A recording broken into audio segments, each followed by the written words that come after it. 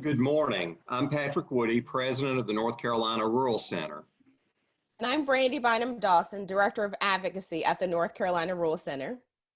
It is with great pleasure that we welcome you to the second session of our five-part series, Rural Talk, an Advocacy Speaker Series. Today's one-hour panel discussion will highlight the challenges, opportunities, policy levers, and local innovations surrounding entrepreneurship and small business development. But first, we would like to start with some breaking news. I'm pleased to announce that in the coming months, we will launch a new initiative to secure more supportive state policy for our state's small business owners and entrepreneurs. With support from the Ewing Marion Kauffman Foundation, we will use their national policy platform, America's New Business Plan, as the guidepost as we tailor it to a North Carolina context. Our North Carolina-based efforts will focus on the plan's 4 pillars: opportunity, funding, knowledge, and support. Our work will be centered on an engagement process that consistently links entrepreneurs and small business owners directly to policy leaders. This work takes on additional urgency and importance in this moment, and we are excited to be joining a coalition of more than 100 entrepreneurship advocacy organizations nationwide. Stay tuned as the details unfold. Now, before we hand the program over to our moderator for today, I'll just take a moment to review a few housekeeping items. Please note that all participants are muted. We do, however, want you to give you the opportunity to engage with our expert panelists. You can do so via the Zoom Q&A feature. If you're using the call-in option, you can email your questions to events@ncruralcenter.org. Also, we will be recording today's webinar, and it will be available on our website in the next day or so. We're so very thankful for our amazing sponsors who continue to have great faith in the work we do and great faith in rural North Carolina. Thank you to our Small Business Development Session sponsors, Farm Credit Associations of North Carolina and North Carolina State Extension, as well as our Rural Talk series sponsors, CloudWyze and Wells Fargo. We'd also like for you to continue today's conversation on Twitter. So be sure to follow and tag @NCRuralCenter and @RuralCounts and use the hashtag #RuralTalk2020. The crux of our discussion today will be guided by the expertise and wisdom of a stellar lineup of speakers in the field, including 2 of our esteemed state legislators, Representative Stephen Ross and Senator Jay Chaudhry, who are both staunch advocates for North Carolina's entrepreneurs and small businesses. Before we officially get started, let's find out who we have on the line so our speakers can tailor their responses to the audience. We'll give everyone 20 seconds to respond to the poll that should be showing at this time on your screen if you're using the Zoom application. What organizational sector do you represent? And the possibilities are corporate, education, government, individual, nonprofit, philanthropy, small business, or other. Please give us your responses.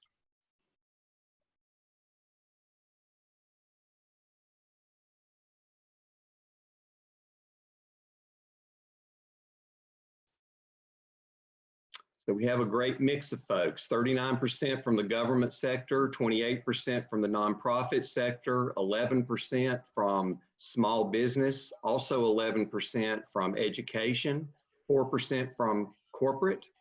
So a great diversity of an audience today. We thank all of you for joining us, and we look forward to getting started. So without further ado, I'll hand the virtual mic over to our moderator and Thread Capital board member, Kim Graham. Thank you, Patrick and Brandy. And thank you everyone for joining this timely conversation that we're going to have today about rural entrepreneurship and small business development.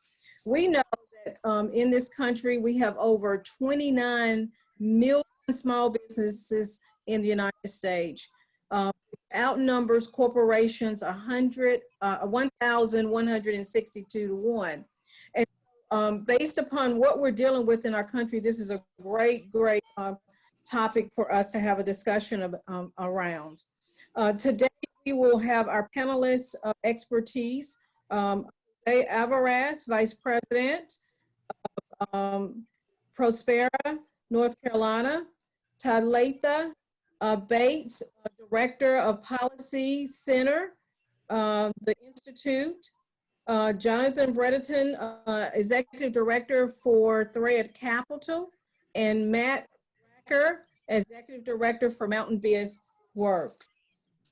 So we'll jump straight into our questions and answers for our panelists. The first question is a warm-up question. So this is a quick one. 75% of small businesses established in the rural 80 counties have fewer than 10 employees.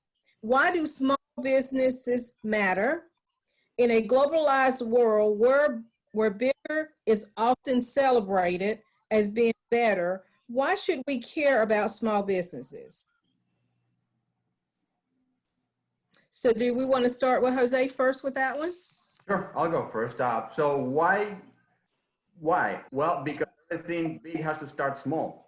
I mean, any major corporation that we know out there, started as a small business, and they have to be supported. They have to be guided. The engine of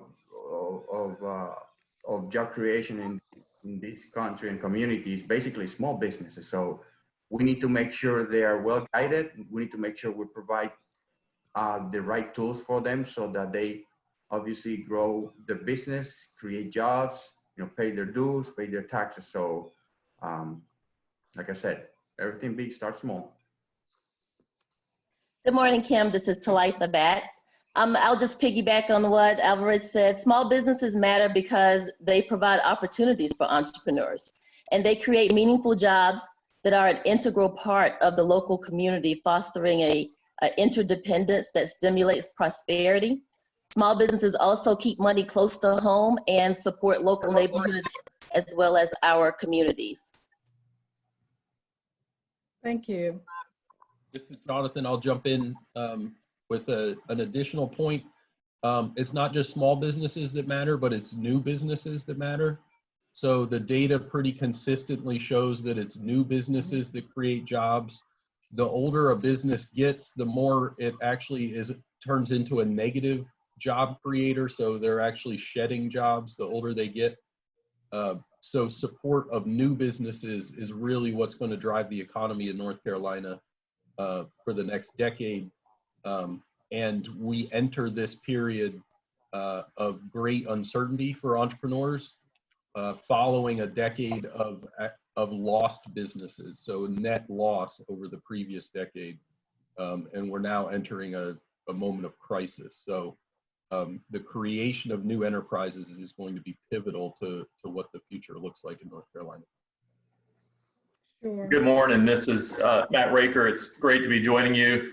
I know this is can be a difficult and challenging time, but I think it's also a very proud moment to be a North Carolinian for how the state's coming together and partnerships. We could easily have a woe is me mentality, but I think we've really focused on what we can do together. And I think that is symbolic of our entrepreneurial mindset across the state. And we're seeing in those communities that have really strong local business networks that they're joining together, being responsive, being resilient, and are going to get through this. And I think that's a strength now, and that'll be a strength as we recover. And we know that those are where in our rural region that we work in Western North Carolina, that's really the backbone of our economy. So I think it's that how can we come together and really solve problems for each other. Thank you, panelists. Leading into our next question, we know that 57% of the country's private workforce are employed by small businesses. So Talitha, if you could tell me, 95% of businesses established in North Carolina employ less than 50 people and account for 44% of all employment. Yet they seem to not be on our or state policymakers' radar. Why is it so hard to get the attention that they need and deserve? Well, Kim, the North Carolina Institute of Minority Economic Development actually recently hosted a town hall meeting to address this very issue and access of what can we do to bring more attention to the needs of our diverse small businesses, specifically with 50 or less employees, to better understand how they were impacted by COVID-19 in North Carolina. The Institute partnered with community stakeholders such as the Latin America Chamber of Commerce of Charlotte, the Carolinas Virginia Minority Supplier Development Council, the Hispanic Contractors Association of North Carolina, as well as the LGBT Chamber of Commerce and the Urban League of Central Carolinas, to name just a few. And we partnered to survey hundreds of small, diverse businesses, analyze their results, and deliver a call to action using this town hall forum to discuss where the resources are and what's next for them. As a result of this, we had over 460 responses in a 5-day time frame, and the majority of the responders were sole proprietors with less than 10 employees. The result was both concerning and encouraging. However, we were also able to pull together about 6 recommendations for state and local government officials, where we identified from the survey results to address these very issues and how we could get more access to these particular individuals or individual businesses. The 6 key areas were a span of interest between extending construction to essential services, which would exempt them from the stay-at-home policies, encouraging municipalities to continue to provide water to residences as well as businesses, also to encourage the localized grant resources funded by foundations and corporations and philanthropists, as well as local stakeholders. And now the Institute, that along with several other things, but now the Institute will also follow up quarterly with town hall meetings to continually address and update information in reference to small businesses, specifically those that employ 1 to 50, and also market state resources, which is currently on the Institute's website, and to newly market a buy local, buy small, buy diverse portal that is also located on the Institute's website that is encouraging more people to buy local, buy small, buy diverse to support these businesses that are between 1 and 50 employed. So that's what we're currently doing and some of the things that we've done to address this particular issue. And hopefully as we monitor the situation, address the needs, and assess what we can do in our quarterly town meetings, we will also follow up and update this information throughout the year. The next quarterly town meeting will be held on June the 25th. And so we're encouraging people to stay focused on the website, get the state resources that are listed there, and stay up to date with what we're doing to assess the needs and also to update you with this information. Great, thank you for that. So can you expand a little bit? How do people register for the June 25th town hall meeting? There is a weekly policy center newsletter that's coming out.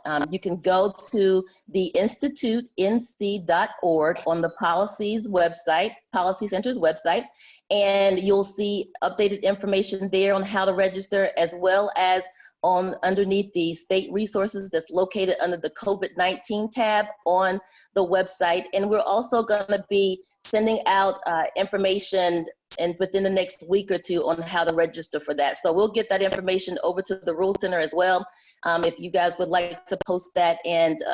But however, in the meantime, you can go to the institutenc.org's website to register for that hall meeting. And like I said before, we'll have those quarterly to assess the needs of these particular small businesses so that you can continuously throughout the year receive these updates and attend the meetings that will give you this updated information. Sure. Thank you for that information. So what are the practical steps that make it easier for small businesses to be created and sustained? So Matt and Jose, if you could elaborate a little bit on that question right there for us. Sure, I'll go first. So I think one of the first things that need to be taken into consideration is collaboration. I mean, at the end of the day, when we work together, you know, whether it's government, nonprofits, foundations, corporate, we are just building a muscle of assistance for all these entrepreneurs who are either starting a business or trying to expand an existing one. We know for a fact that we cannot do it all as an organization, but every time we receive a person looking for a specific need, part of the assessment is determining what we can help them with, and then how we can refer that person to a partner, government agency that might be able to help them with another thing that we might not be able to help them with. So just having that mindset of collaboration, I think that's just the first start. Thank you. Matt? So I'll piggyback on that. Talent is everywhere, but resources are not everywhere. And I think a real thing we can do to help unleash a lot more entrepreneur and small business activity is to expand access to those resources that are needed to start, to make it a little bit easier. And they need to be consistently available. And I think the announcement the Rural Center made at the beginning of this call and those 4 pillars are a really smart way to focus. Entrepreneurial training, so some of the key skills for how to run a business. I mean, so many of the small businesses that we work with, these are first-time founders, and they're expert in whatever their trade is, but don't necessarily have formal business training. So even just a little bit of that can really help maximize their success and minimize some of their risk that they're taking on, which is great. Entrepreneurial mindset, which is not just for the entrepreneurs, but we encourage that for the whole community. Whether you're a local government or in your school system, really looking at how we can encourage that mindset there. And then access to capital. Mountain BizWorks, we're a CDFI, a community development financial institution. Probably one of the hidden resources in North Carolina that really could be elevated with more of a statewide strategy for how we really use CDFIs to help expand capital to help small businesses in rural communities and diverse communities, you name it. And definitely agree on collaboration. That can be difficult and messy sometimes, but it's certainly worth it. I mean, I'll point to, right now we're thrilled to be, part of with the Rural Center and Golden Leaf and Thread Capital. Jonathan will probably talk to this, but the statewide North Carolina Rapid Recovery Program, where CDFIs came together to rapidly respond to the current crisis and extend capital to small businesses across the state. And the role of philanthropy, here in our region, we're able to also, be able to partner with Dogwood Health Trust to be able to help more businesses in our area access PPP funding, so to bring those federal relief dollars into our region. So being able to have those types of resources there are good in times of growth, and also to help folks survive whenever times get difficult. Sure, thank you. So we know that, rural youth and young adults are increasingly people of color. What extra measure of support do we need to make so that we can meet their full potential as entrepreneurs? Jose, would you like to address that? Sure. That question, actually, I can relate a lot to that because, the end user that we serve, the demographic that we serve are Latino entrepreneurs. A lot of them are immigrants, and everything in the Latino culture revolves around family. So the way we look at developing a program to support youth, whether it is entrepreneurship or whatever, it has to start, you know, we think that education starts at home. School is great, kids are amazing, they're all superheroes, but at the end of the day, everything starts at home. Family education. So once you start developing a program for youth, whether it's in this case entrepreneurship, you gotta get the parents involved. And specifically with our demographic, a lot of these parents are, you know, Latino parents who are first generation, they're immigrants, so they might not know how things work here. So by getting them involved, you put that seed in their mind to think about entrepreneurship and how to take care of their finances, which is very different. You know, the financial system here is very different from what it is in Latin America. So just by helping them, you know, we also get to the kids. And so, you know, that comes across helping at the end of the day two audiences, the parents and the youth. So, so definitely getting the parents involved, it is key. Absolutely, absolutely key. So, you know, Talitha and Jonathan, you know, where is the greatest policy leverage now that rural advocates should be pushing on? Is it at the state level? Is it at the federal level? Is it at both? Is it at the local level? Are there national examples of policy platforms that can serve as a launching pad? Talitha, you want to start on that? Sure. I think that all levels actually should be addressed. North Carolina has as small businesses and family farms, and there's so many different areas to address. But right now, in receiving the rapid recovery loans from state resources to bridge the gap between the start of the crisis and the time to the resources or relief are available, we should continue to push all of the levers that are necessary from a policy perspective as advocates to continuously push the direction of receiving those types of rapid recovery loans or state funds and resources and whatever else that is out there that we can put into the forefront to help our small businesses recover during this time of such a drastic need. So just continuously pushing those resources that are out there and trying to assess new resources to continuously update our small businesses when they are available. It will be the direction from not just a local, but state and federal levels that we will continue to push through. Great, and just to add to that, to what Talitha said, the Rural Centers put forward a handful of strategies that are all important from a policy standpoint, including the launch of the Kauffman Foundation's Nonpartisan America's New Business Plan. I'd encourage everybody to take a look at that, the details of that, and to support that. At the end of the day, the issues we're talking about here are very big issues that are going to take many, many things to address across all sectors. So government policy being one, but it's going to take the private sector, the nonprofit sector, everybody pulling together to really reverse some of these trends.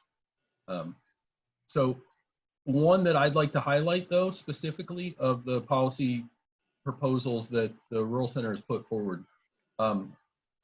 Across the country, cities, states, et cetera, get in bidding wars on tax incentives to attract out-of-state employers to relocate. Billions are offered in incentives to entice these businesses to move.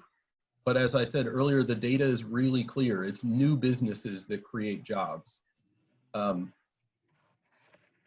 What if we as a state decided to take those incentives and offer them to people here in the state that are starting new businesses? What would the return on that investment be? Not just in jobs, but in establishing the state as a leader in entrepreneurship across the country. That to me feels like one very specific policy objective that could have a really, really powerful impact. on the state if that was something that local government and state government prioritized. Thank you. I know that Matt mentioned the PPP program, and he also mentioned CDFIs as well.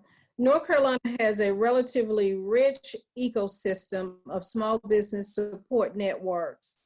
How do we take our business assistance work to the next level of effectiveness? So Matt and Jonathan, would one of you like to address that?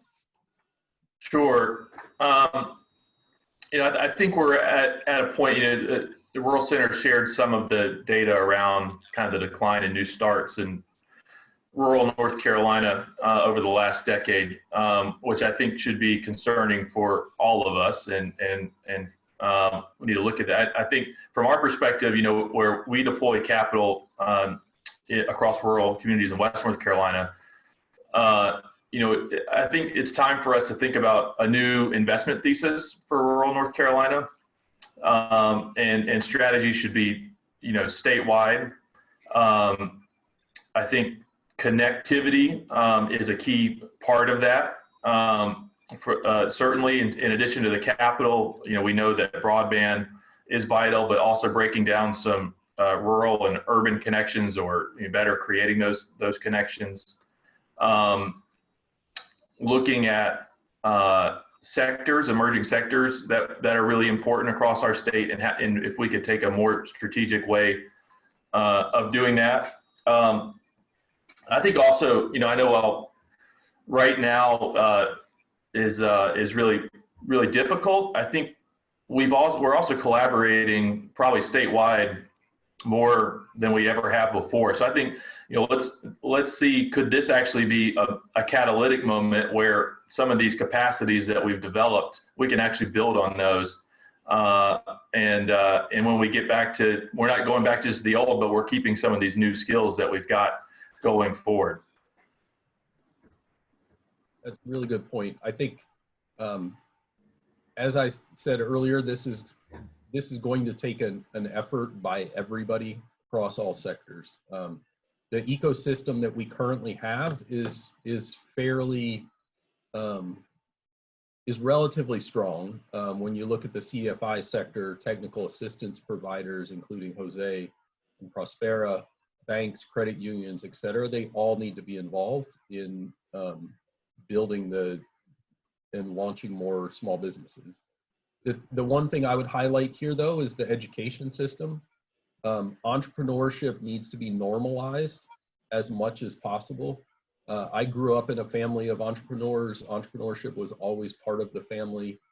And it's no coincidence that myself and my two brothers own businesses. My youngest brother just started his third business. I do this work working with entrepreneurs. That's no coincidence. I think the more entrepreneurship is normalized, and I think the place to do that is through the education system at a very early age. The more we do that, the more people will grow up thinking about entrepreneurship. The more we support the ecosystem, the more people will believe that there are systems in place to help them take on starting a business and help them be optimistic that they will succeed. I think this is essentially, we need entrepreneurship to be in the water in every one of our communities, something that everybody is constantly thinking about, and that will make a lasting change. Sure, thank you. I know, Jonathan, just to touch on something that you just said, you said that entrepreneurship should be normalized, and we know that only 50% of businesses last 5 years. Could each of the panelists talk a little bit more about some of the resources and support systems that we have that small businesses can tap into to make sure that these small businesses survive past 5 years?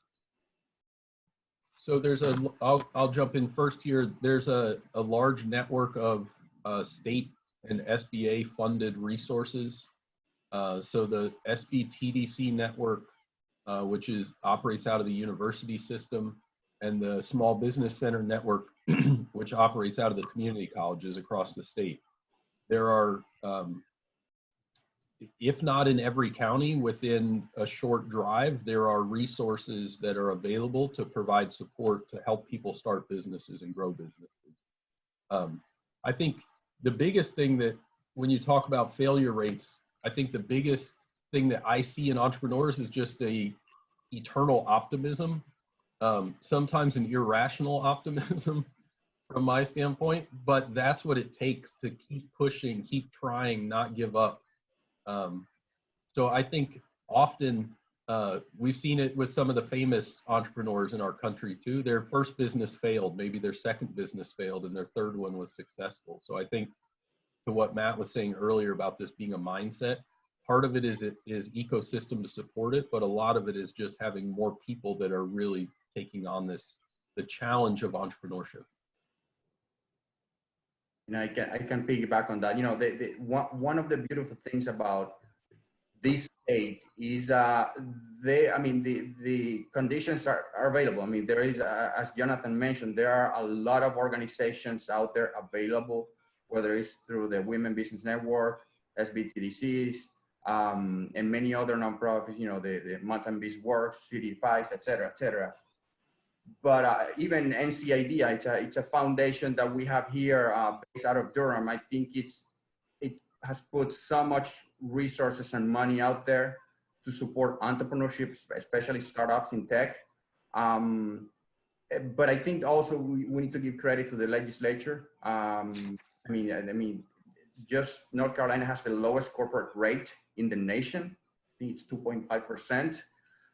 So all that, again, we go back to collaboration. At the end of the day, we're trying to set this environment for these entrepreneurs or entrepreneurs to take advantage of. Now, the real challenge is, again, the entrepreneurial mindset. I think it's our responsibility to get this entrepreneurial mindset in all these end users that we serve, to help them understand this is how the ecosystem works. This is how you can take advantage of it. Just open your mind and let us teach you how to do it, so that you can, you know, invest your money well in the company, grow it, create jobs, et cetera, et cetera. So. I also will piggyback off of what everyone else has said. Just in reference to the WBC centers, the Women's Business Centers are an amazing network across North Carolina, having resources along with all the other incubators out there that are also full of resources, along with the universities that are also full of resources. So there are tons of resources across the state that will lend to the assistance for entrepreneurs. I think that one of the biggest things that we like to work with in the minority or lower economic areas is just making them feel like there's an access to capital.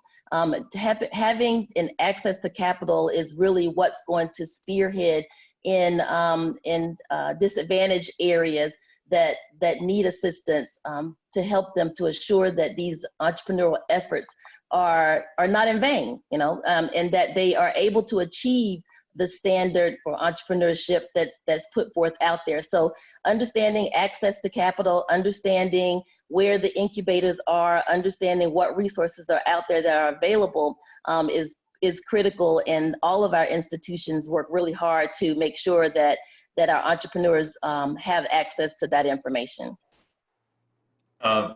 All great points. I just want to also add that, you know, entrepreneurship doesn't necessarily happen overnight. It takes a while for it to kind of get incubated. So it really needs a sustained investment. That's important. And I think we could probably do a better job of, you know, there's a little bit of a myth that, you know, startups only happen in big cities, you know, next to a, you know, research university or something like that. And that's just not true.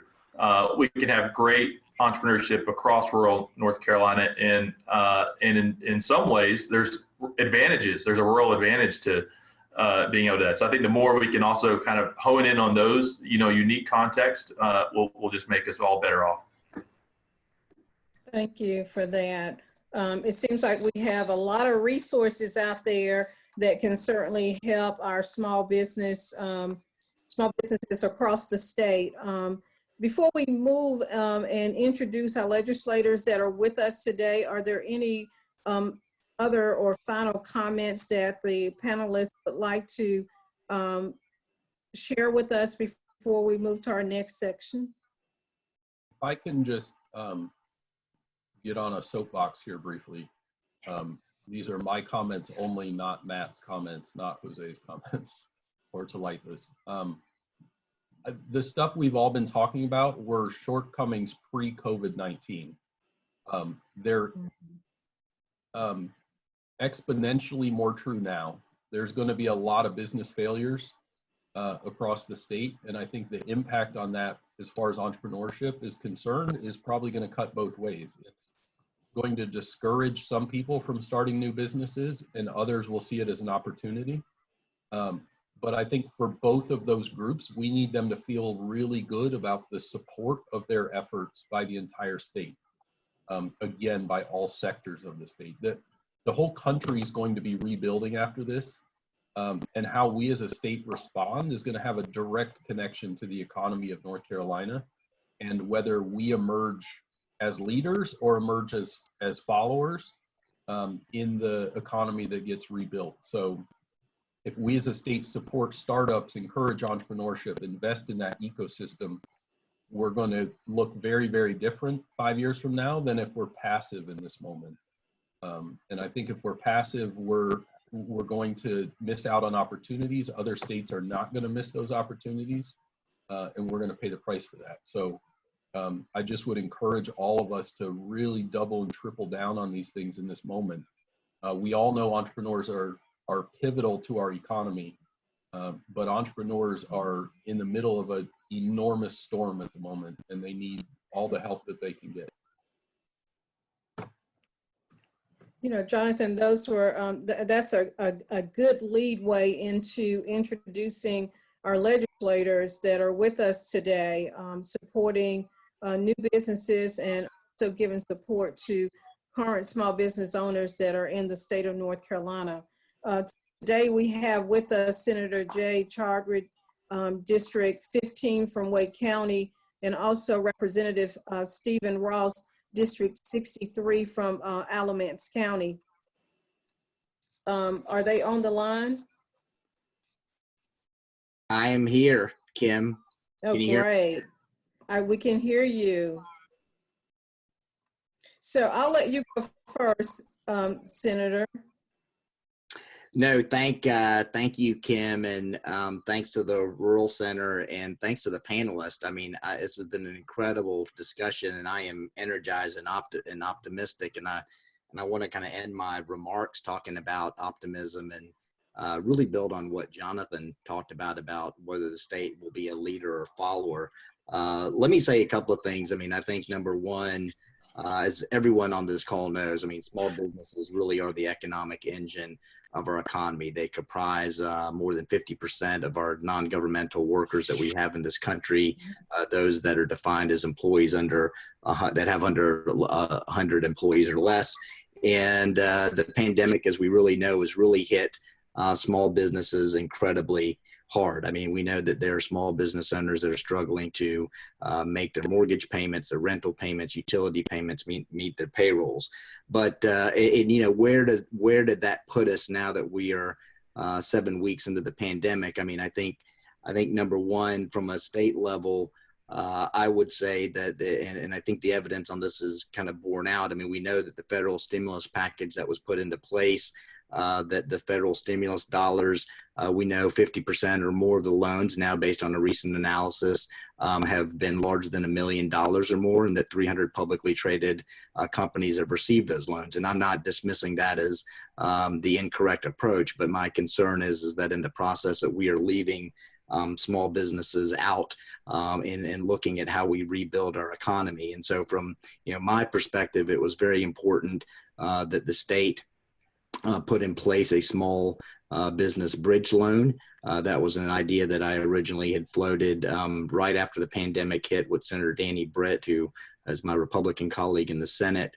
I was delighted to see that after the House had proposed a $75 million bridge loan, the Senate came in with $100 million, that ultimately we ended up with $125 million as a bridge loan. And granted, I mean, the bridge loan is exactly what it is. I mean, it's a bridge loan that's designed to help businesses stay afloat while they're waiting for federal relief package. I mean, you can't get more than $50,000 that are being lent. I know that Jonathan with Thread Capital, or I think you all are one of the lending agencies that are helping make that happen. But we know that there's an incredible amount of demand. I think there's upwards to almost 2,000 applications that first came in, where we know that there was a demand over $100 million to help support small businesses. So, with that, that being said, I mean, I think that the argument needs to be made, certainly at the state level and at the federal level, that we need to continue to do more to help our small businesses. And, it's important that we do help our small businesses, because when we think about how we define our neighborhoods, what protects our neighborhoods at small businesses, when we think about where our communities come together, it is small businesses. It is a place where relationships have continued forever. I think about the restaurant in the small town in North Carolina. I think about Big Ed's in Raleigh. I mean, those are where politicians and business folks and civic leaders come together. But I also think about businesses that are started by immigrants, Jose, which is part of the entrepreneurial spirit, where you have natives and immigrants working together. I mean, that is really what energizes and creates the entrepreneurial spirit that we have here in North Carolina. And so I think it's, absolutely vital that we do what we can to support small businesses. I mean, small businesses, frankly, compared to large businesses, are much more likely to recirculate the money into the local economy. And when I think about an independently owned restaurant, the partnership that they have with the farmer, the small farmer in their local community. I mean, I've been working very closely with independent restaurants. For example, I mean, almost 95% of the money that goes into a restaurant gets recirculated into the local economy. And so again, it's vital that we do what we can to support our small businesses. And lastly, I think, as has been highlighted really by Talitha at the Institute, is that small businesses, it disproportionately impacts minority and women. And so as we think about this issue, it's incredibly important. So, I'm just going to close my comments and thinking about what we can do looking forward and the opportunity that we have ahead of us. I mean, obviously, at the federal level, Speaker Pelosi has introduced a federal relief package, which I think will also be critical in helping keep our small businesses afloat. I think, just kind of as a general thesis, it is absolutely vital that that the government do everything that we can to try to give our small businesses the tools they need in order to stay afloat and get through this pandemic. And we've seen additional action at the county level. Here in Wake County, they've established a $5 million initiative to help small businesses, and that really was spearheaded by Commissioner Matt Calabria. And we've seen that in Mecklenburg County. The city of Raleigh has set up $1 million loan. But I mean, ultimately, I think as we look at the longer term picture, and this is why I found the discussion incredibly interesting.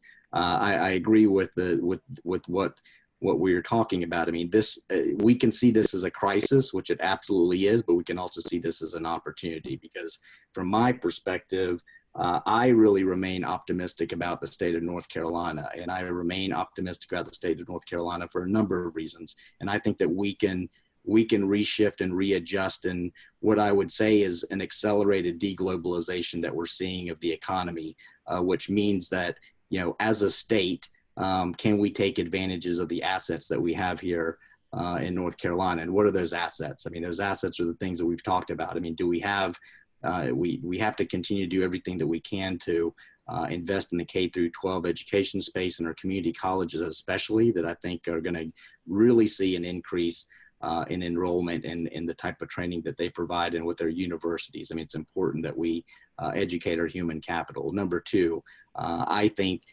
given what we are seeing with the social safety net issues, which is also, I think, has become exacerbated and amplified based on, well, at least we know more than 100,000 employer-sponsored health insurance jobs have been lost in the last 2 months in March, that we do everything we can to provide health care coverage for our employees. I think it's also important in North Carolina that we take advantage of the natural resources that we have. I think, again, that puts us in a much better position, I think, compared to other states. And lastly, I would say, in North Carolina, we've got incredible people that really is our greatest asset. And so, from my perspective, yes, I think it's going to be very difficult for us to get through, but I absolutely think that this presents an opportunity for us to really think big and bold about how we reshift and reorganize out of this economy.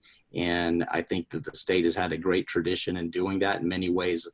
So much of what we've laid the foundation for, we need to continue doing some of the old things that we've done, but I think we need to be open to doing new things as well. And, you know, I am available certainly to hear new ideas from each and every one of you all. I was not aware of the Kauffman Foundation focus on kind of new entrepreneurship. That's something that I would love to further look into, but I really think that a lot of the discussion here reflects the creative thinking and the ecosystem that we have here in the state. Sure. Thank you, Senator. And so we have Representative Ross on with us as well. And Representative Ross, if you could pick up where the Senator left off, talking about the opportunities in times of crisis here in North Carolina. Thank you. First, I want to just thank the Rural Center for putting these series together, because this is extremely valuable dialogue. And the panelists that have been on this morning, you get a great insight from each as to what the needs are and where we go from here. You know, because issues facing small business is not something new. They've been around. I mean, we know that our small businesses are the backbone of our communities, our small communities. But you kind of have to look at this, you know, if we were to back the clock up, but we would have a discussion about this on a pre-pandemic level. And now we're looking at it on a post-pandemic level, or as they say in some circles, damage control. We were already beginning to make some progress. We had great dialogue going. We knew what some of the issues were. You had a great panel on last week talking about rural broadband, which is also an issue that faces small business when you get out into the rural areas. You know, the fact that it cost, I think it was $30,000 to $50,000 a mile to put it in. I think that gives you part of the answer as to why it's not there, because most of the providers look at it kind of as a business decision. Does that mean we should stop and not go any further? No, we've got to find ways to get broadband in areas where we don't have it. I think what the pandemic has shown us as we look at all of it is that the broadband issue is more critical than we even thought, because we have students that can't do homework. We have businesses that can't connect. The broadband issue has been magnified by the pandemic.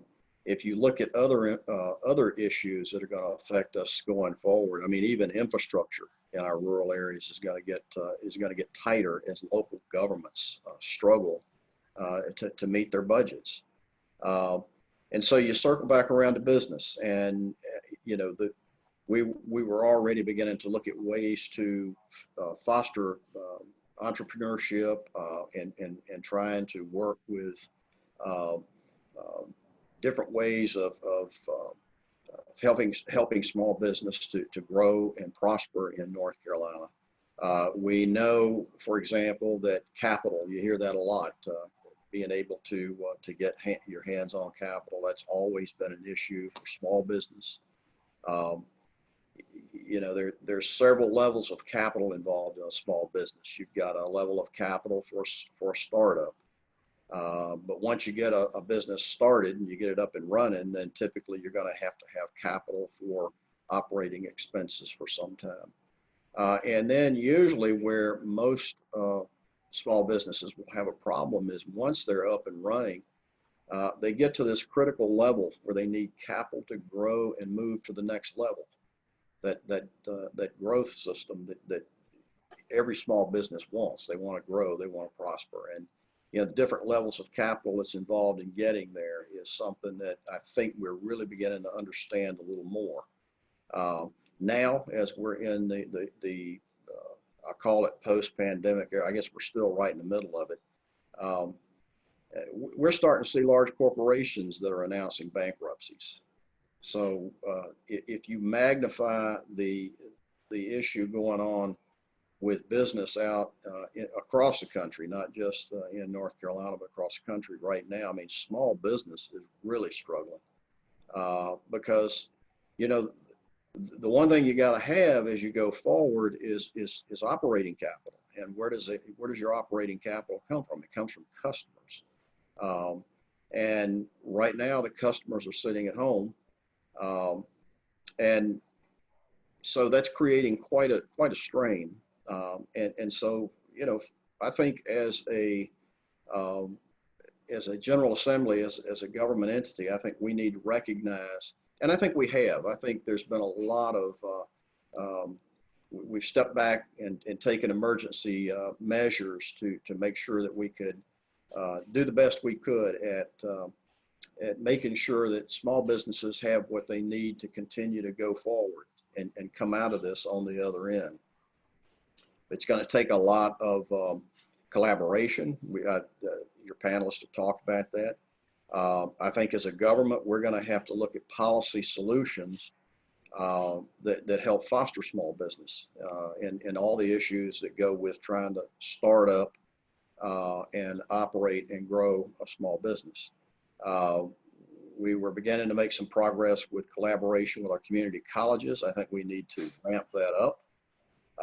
We need to look at other options out there that have come up in some of the discussion, training and coaching for startups. I mean, it's not easy. It's not easy under a normal economy to get a business up and running. And here we are in a crisis that I don't think any of us ever dreamed we would go through, making it extremely difficult for a small business to get up and running. I'm hopeful, I'm optimistic that we as a state, we were in a fairly good position when this happened. And I'm very optimistic that we as a state are going to be able to take feedback and ideas from around our state, from our small businesses and from our partners, and come up with policy solutions that will help get us through it. You know, collaboration has really come to the forefront in all of this. There's tremendous collaboration with you know, both state and local government. You know, I'm usually talking with a local government on just about a daily basis on ideas that they may have as far as working in their community.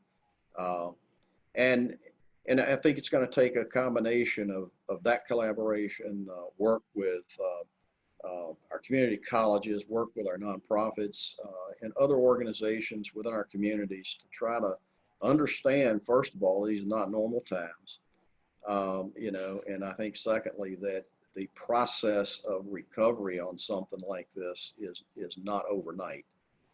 And so we're going to have to work hard to, you know, try to come up with the solutions, good policy solutions to foster a good business climate. We have a good business climate in North Carolina. We've just been handed as everybody else in the country has, we've been handed a really rough time, and we'll get through it. We'll get through this, and we will get back to, you know, moving forward, learning as we go, and taking what we've learned and putting that to use. Because we're going to have, and I think it was mentioned earlier, there's a tremendous economic shift that's taking place. And I think we have to understand as best we can what that economic shift is. And we have to try to get on the front side of it and we don't want to be reactive. We want to try to be proactive. And I think North Carolina is in a good position as we begin to come out of this to be proactive and move forward in fostering a great business climate where a startup can start and grow and prosper and move to the next level. Well, thank you, both our representative and Senator and our panelists. We have just a few minutes left for Q&A as well, and I will read one of our pre-session questions that was sent in and have our panelists and our to answer that. The question that was sent in is, what are some resources presently available for municipalities to help them address these issues?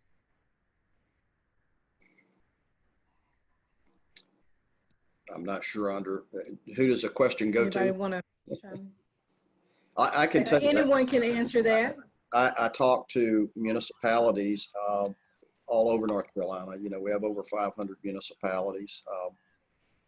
The larger cities, what I find, tend to have some resources. I think it was the senator mentioned, you know, some loan funds that were put together. I think he said Wake County, Charlotte, and I know Asheville has done some things. And that's typically what you find in a state like North Carolina, where you have large cities and then everything else seems to be of a smaller nature. The smaller cities in North Carolina right now are suffering. They don't know where, you know, their budget year is on the same calendar as the states. And unfortunately, they can't print money. We can't print money like the federal government. So they're sitting there trying to figure out, how are we going to pay our first responders? How are we going to pay our firefighters? How are we going to survive? And so I think some of the larger municipalities are coming up with some ways to work on a collaborative basis with small business. You know, I think that as we go forward, we're going to have to look at other ways, other ideas that can take place on a local level, on a local government level, to help our small businesses. Yeah, I'm gonna piggyback on what our Representative Ross mentioned. You know, we've been receiving tons of phone calls of you know, of these entrepreneurs, especially Latino entrepreneurs, desperate to try to set their business. So those who are in those larger municipalities with more resources, Wake County, Mecklenburg County, I know also Orange County had a little bit of funds to dedicate to these special funds, emergency funds. They are putting money into it. Now they're in phase 2. They're looking into continuing pouring some more money into it. But yeah, smaller municipalities and counties are suffering. What we're trying to do is, you know, we're slowly putting into, at least Prosper, our organization, we're trying to hit some of those and bring in resources to at least start with guidance and one-on-one, especially in the ones with the larger Latino communities, because they're lost. I mean, not only are there no resources, but also with our particular demographic, it's a cultural thing. So they might not know necessarily what's available for them. So just those little bit of service supports that we can do, you know, we're trying to do that. And we're also bringing some of our partners with us. So that's a start, but it's a tough situation right now for those smaller municipalities. Did anyone else want to elaborate on that or chime in? I know we're right at the noon hour, and we have other questions. Brandy, did we have any other questions that maybe we need to get to later? And I know we're about to wrap up in just a minute. Yeah, there were a couple of questions that came in live via the chat feature. I think a couple of them have already been responded to by way of Representative Ross and also Senator Chaudhry.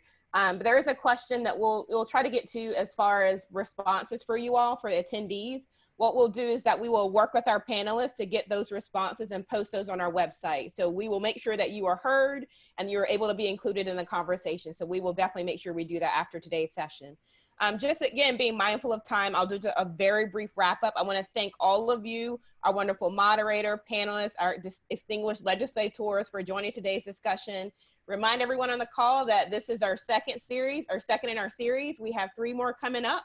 So if you have an interest in rural health, rural housing, or rural water and wastewater infrastructure, be sure to join us and register for those gatherings. You will receive a email later after today's session. Thank you, and it will have a survey link, so feel free to complete that. I promise it will only take a few minutes of your time.